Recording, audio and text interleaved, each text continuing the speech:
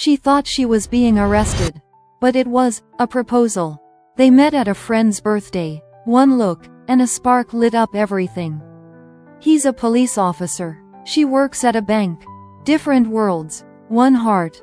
Dates after long shifts. Late night coffee. A rented apartment where happiness lived in the little things. There was jealousy. There was a past. And then he said, "You can't step into the same river twice. I choose you." That day, police cars blocked the sidewalk. She was put into a car. Her heart was racing. Then, the door opened. Him, down on one knee. Flowers, sirens, applause, and the word, yes. A wedding where the whole department danced.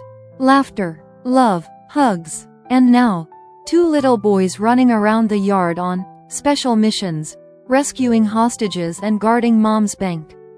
Because this isn't just a love story. It's a story about home, about choice, about love that's louder than sirens. Love Stories Max. Welcome to my channel. Enjoy watching, friends.